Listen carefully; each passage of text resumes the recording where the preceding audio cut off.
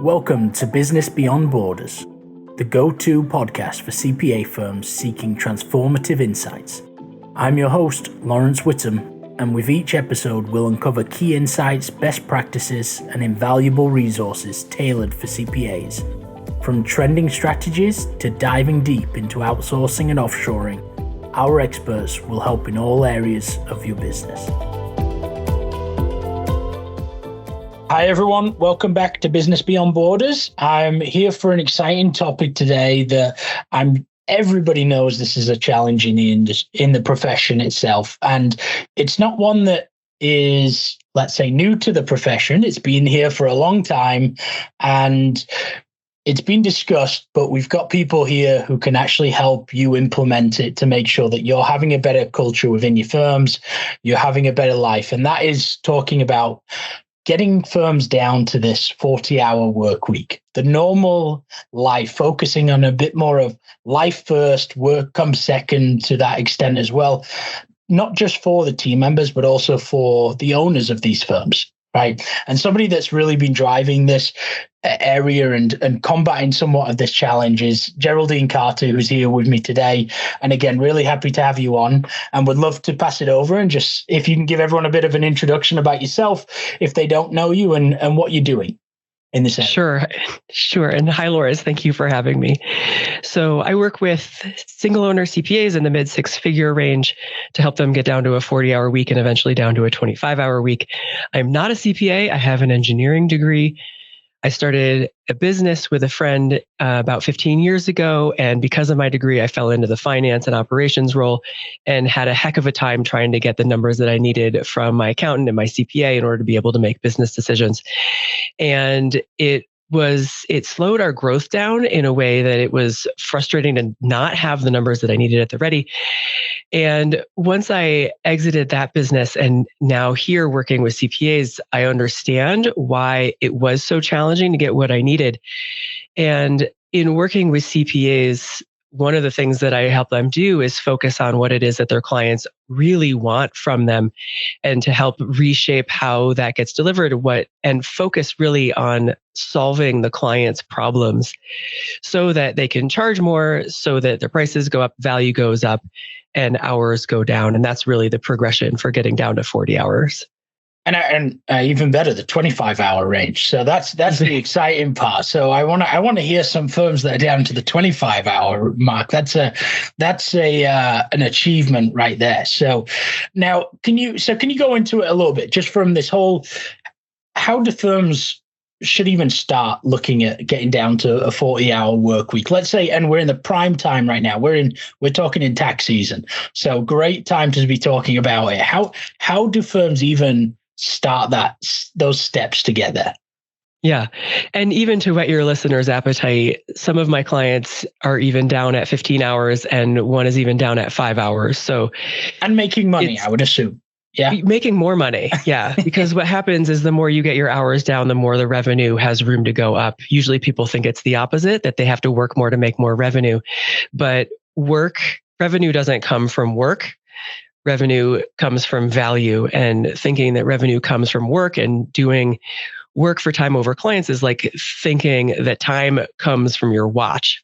So we really want to focus on value for clients, and in getting the hours down, it enables the CPA to focus on creating value for clients. And that's what drives revenue up. And so that's why we get the hours down first so that we can focus on value and then revenue goes up.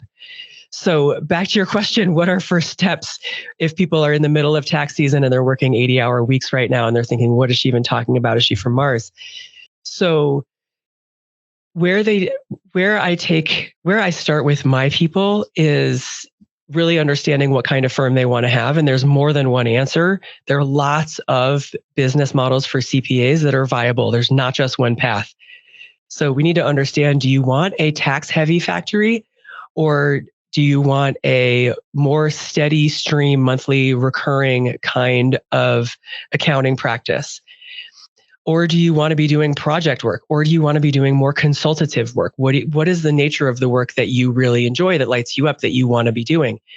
And who are the kinds of clients that value that kind of work and the outcomes that come from that kind of work? And then once we understand that, then we can say, okay, who of the clients do you have in your existing roster match that kind of work? And who in your existing roster don't match that kind of work? And what I do with my clients, because we don't want to take the risk of blowing your hole in your business by just firing 60% of your clients in one fell swoop, we break things out into 5 buckets. Who are your best clients? Who are your likely keep clients? Who are your definitely get rid of clients right now, yesterday? Who are your I probably want to let go of clients? And who are the ones you're not sure of yet? And then we just start with the definitely disengage right now. And we just take things step by step as we reprice and repackage your top end clients. So we're doing these 2 things in lockstep so that we're de-risking the transition.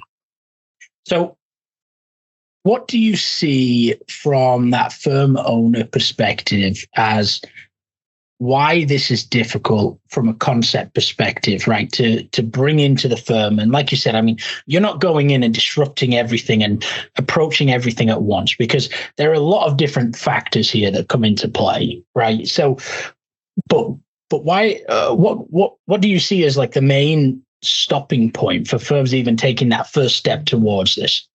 Yeah. The first one is that most owners in this situation are just way too busy, full stop. When you have all kinds of production work and clients beating down your door, it's impossible to focus on making these big decisions. Moreover, these decisions come with a fair amount of uncertainty. And when your brain is trying to figure out what to do, it branches in so many directions that it just explodes. And it's like, oh my God, I can't even figure out how to solve this. And in order to, and the CPA is like, and they just go back to doing production work. Yeah. So that they can feel like they have gotten something meaningful done. And that production work actually needs to get done if if they have 60 hours of work going on. So there just isn't enough brain space available for them to actually sit with these problems. So it feels really scary, but the first thing we need to do is rip off the Band-Aid and oftentimes immediately disengage 15, sometimes, but not in one fell swoop, 30% of clients. Typically, we end up disengaging at least 30% of clients and over the course of a year. Sometimes 50, sometimes even 75% of clients, depending on the nature of the work the CPA wants to go into. But busyness is the first killer. And the second one is fear of niching. And I totally get it because I've been through it. A lot of CPAs, when you say niche, they feel like they're in a straitjacket and they go, and I get it. It seems like it's going to be limiting, but there's endless opportunity once you head down the path of niching. But again, there's so many decisions in here that branch and they're too busy. They just have to get back to production work that they just can't make the commitment and stay with it long enough to see it through. So it makes perfect sense. And it causes them to just stay on this busy, busy, busy treadmill where they're just getting underpaid, they're getting overworked, and they're suffering.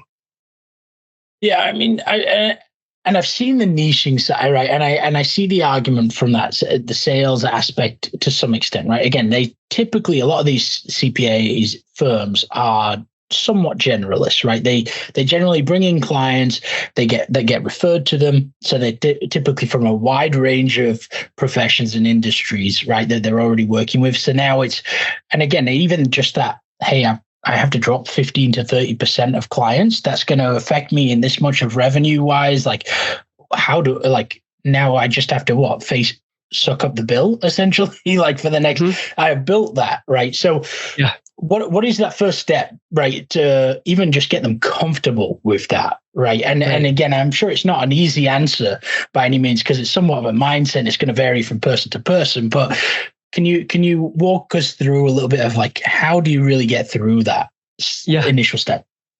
Yeah. And I built that, right? And that is it's hard to let go of some of those clients, especially the ones who may have been your first clients who put their faith in you when you were building. One of the things that really helps is when we start doubling and tripling prices. And the CPA goes, oh my gosh, I thought that I was going to double my prices and all my clients were going to head for the hills. But what happens is that I doubled my prices. I sent out a letter. And similarly, we only do this to 15% at a time because we do swatch tests on pricing so that we don't risk overshooting or undershooting. We learn from what the marketplace is willing to pay.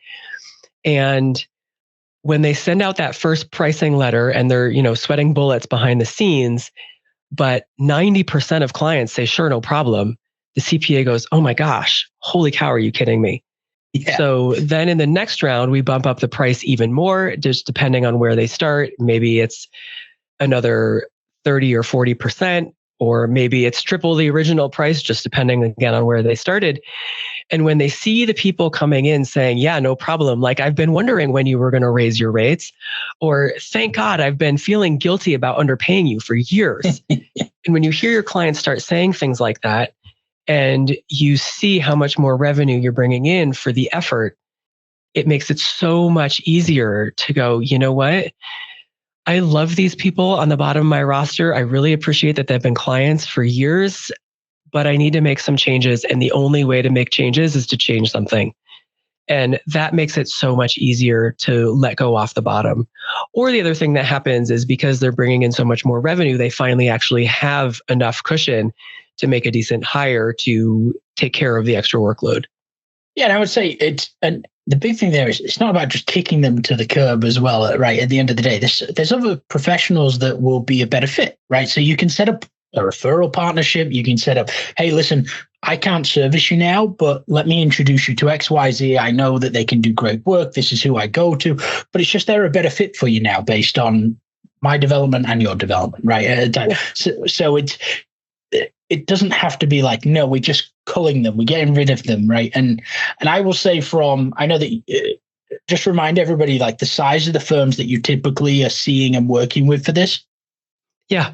So most of the firms I work with are in the mid 6-figure range. I have private one-on-one clients who tend to be at the early 7-figure range. The folks in my mastermind program tend to be between typically 200 and 600,000 of top line revenue. Okay. And to give it some other perspective there as well, like again, I sat for years in different alliance meetings with firms in the 7, 8, 9-figure ranges. And I will say that the managing partners would get up some of these last year and the year before, especially. And they were talking about, again, giving price increases. And they were personally very shocked at the number of firms that like they were expecting these clients to run for the hills, right? Yeah. And they would come back and they were deliberately trying to get rid of some of them. And they would come back and be like, we've doubled your price. And they would say, yes, I'm happy with that. Don't worry about it.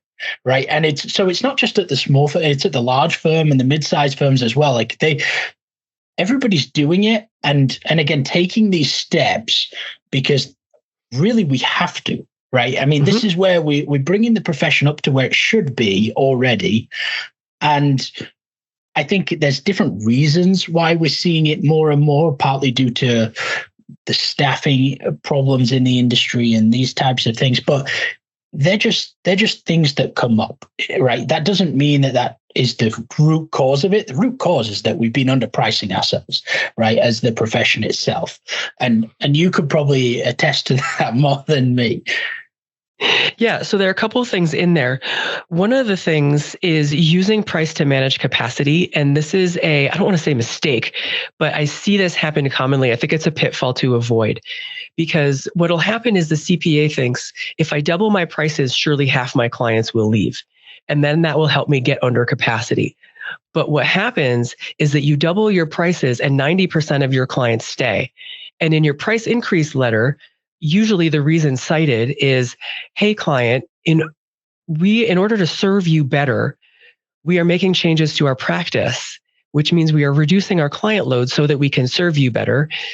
This new level of service will come at a price increase, and the price is X. So if you send out that letter saying, hey, we're making changes to our practice, we want to serve you better, you deserve to be served better, and then you double your price and then 90% of your clients stay, you shoot yourself in the foot because now you still have the exact same workload. The service doesn't improve and your clients are expecting better. They're paying twice as much and now they're pissed. Yeah. So that's a pitfall to avoid. If you are wanting to get your capacity under control, you have to decide how many seats you have on your bus And when your bus is full, it is full. This is why I do price testing and swatches so that we can balance clients coming in at the right prices so that the revenue stays steady as the client load goes down. The second thing is, and just really quick, the second thing is that it is good for your best clients to regularly prune your client roster. The risk that you take if you don't is that your best clients will leave and you are left with your worst clients. Now, and I would say just somewhat of another analogy or picture to paint to some extent that I've used is I see firms that, and again, professionals that really see a glass full, right? They'll keep going and they'll keep going and keep going until they're literally overflowing to the point where, again, we're hitting 60, 70, 80-hour work weeks before they choose to then hire somebody else. But now they have no time to train, right? And they have no time to really work on the business during that portion of time. So again, that comfort level needs to be in that, no, you actually need to get yourself down to 30%, or 30 hours of work, because 10 hours of work should be spent on the business anyway, at least at that stage. And then you need to be able to scale. So what have you seen, like, as firms have started implementing your advice and your programs, how are they managing that capacity? Because I feel like a lot of them, there must be a good portion of them looking to continuously grow as well. So what are they doing to make sure that they also don't get into the rat race of, okay, they get a staff member and now the staff member leaves and now have to replace that staff member? And what are you seeing? So a really common trajectory, if for a CPA who's been working 55, 60, 70 hours a week, a rule of thumb is that it takes 4 months for every 10 hours to get down 10 hours. So if you're working 60 hours a week, it's going to take you 8 months just to clean that up and get it under control and tame the chaos. Once you get down to 40 hours while maintaining your revenue stays in exactly the same place. It typically goes up, but that's not the focus. The focus is sanity, right? Yeah. So once we get down to 40 hours, it takes 8 months. Then they start looking and they think, okay, they are not even thinking yet about adding staff because they still don't have the bandwidth to add staff. And staff is a very expensive mop for inefficient processes. And a lot of CPAs have inefficient processes, which makes perfect sense. You're working 60 hours a week, and you have clients beating down your door. You don't have time to dial in your SOPs, to improve your systems, to figure out how to make your steps super smooth and consistent across your staff, how to automate steps. There hasn't been time for that. So when they get down to 40 hours, the thing that we do next is really focus on systems, smoothing those out, making them consistent across staff, looking for places to automate. And it's only once they get down to 25 hours that they go, okay, now what's next? And what most of my clients find is that they find themselves in such a nice, comfortable sweet spot where they're bringing in plenty of revenue. Their workload is enjoyable. It is calm. They've had room to give their staff raises. They now have time to go on vacation for like 3 weeks abroad. That they think to themselves, do I actually want to hire anybody else? And so often the answer is, I'm just going to hang out where I am right now because I've dialed everything in. I have the money. I have the time. I don't need more. And if I add more, I'm just going to disrupt things and have to figure it out. It's not the solution to anything. So most of my clients find that once they get into their sweet spot, they are good. Yeah. And that's funny you say that.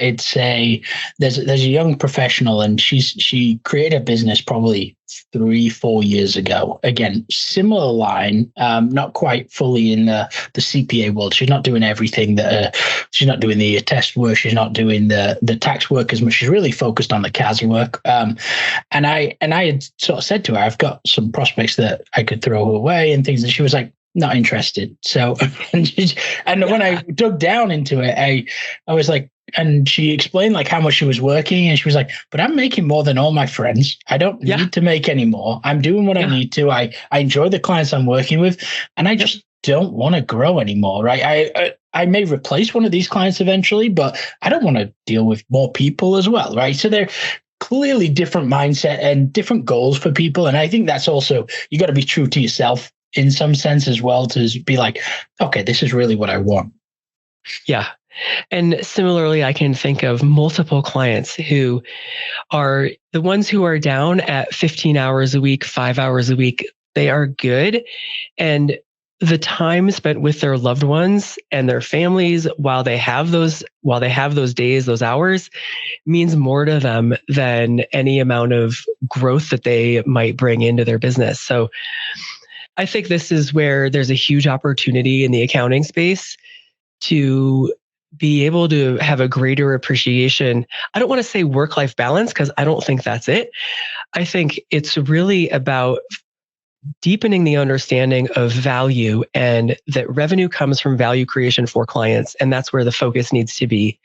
And that the work that gets done is simply the delivery on what you promised for your clients. And it doesn't matter to the client how long that takes. It matters to your profit margins, but not to your client. And it doesn't matter to your price. Your client cares about the value, and that's what they are basing their decision on relative to their price. So really, in your business, you have three problems. You create value, you price effectively, and that takes care of the revenue. And on the hours side, you deliver efficiently. And that's it. That's all you have to think about.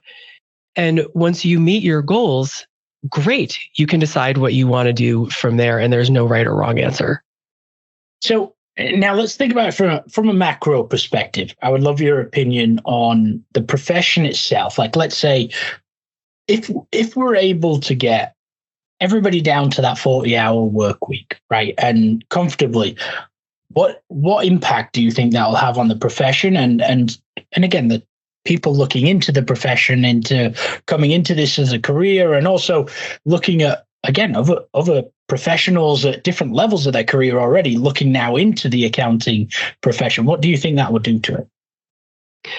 Well, I think that when accounting firms are making this transition, I see it happening certainly from the bottom up. It seems like it's taking quite a while to percolate up to the upper levels. As accounting firms and as accountants are compensated for the value that they can create for their clients, as they become well paid for that expertise and for the time that they have put in to be able to make a meaningful impact in the lives of their clients and work fewer hours, that makes accounting a more attractive profession and a more attractive career. So I think that as this transition happens, it'll make the how could it not make the accounting profession more attractive to those who are looking in from the outside? So as we sort of come to the hour now and begin to sort of wrap up, is there anything that you would like to share that maybe can help any of the listeners sort of take that first step, right? Just in terms of for themselves, for their firm, what should they do just to even start opening their eyes to this type of, that it's possible, right? What's the first step? So if they want to start opening their eyes to what's possible, I think the best thing to do is to pick up my 5-day email course. It's called Stop Working Weekends, where it lays out all these concepts that we've talked about today in really simple terms, so that they can begin to integrate and assimilate these ideas around value, around pricing, around efficiency, so that they can begin to view their client roster in a different way. And they can get that just by going to my website. It's geraldinecarter.com, and it's right there on the front page. Okay, perfect. And we'll provide a link so that everybody can get that access to that as well. And where can everybody reach you if they want to talk about this in a bit more detail? I'm sure you're open to the conversations to even just like showcase a little bit more, but also talk through their personal situation, right? Because everybody's different at the end of the day. So, but where can everyone find you? Yeah. So if they want to hear more of this kind of topic, I also have a podcast. It's the Business Strategy for CPAs podcast. And I can also be found really easily on LinkedIn. Perfect. And that one is, that podcast is a bit more well followed as of right now, but we're going to get there. We'll start competing down the line, right? You will get there. It takes a little while. Yeah. So, but no, please go and have a listen. We're happy to share that link as well. And Geraldine, it's been awesome speaking to you. I appreciate all the again, tidbits as well for firms to actually really take a step towards this. And I think it is a big root cause of what is somewhat hurting the profession, which needs to be changed. And I think we hear it a lot, but nobody really knows how to take that first step. And it's very difficult to actually help implement. So I appreciate what you're doing. And again, please reach out to Geraldine to again, get some help if you need it, right? Taking those first steps. And thank you everyone for joining Business Beyond Borders. Again, thank you, Geraldine, and we look forward to hearing it from everybody in the future. Feel free to shoot any questions over as well if you have anything. Thanks, Geraldine. Thanks so much for having me. Thank you for tuning in to Business Beyond Borders. I'm Laurence Whittam, and it's been a pleasure bringing you impactful insights tailored for the modern CPA firm. Remember, the world of accounting is vast and ever evolving, and we're here to navigate it together. For more resources and episodes, don't forget to subscribe and reach out to our experts. Until next time, keep pushing the boundaries of your business and explore the limitless possibilities beyond borders.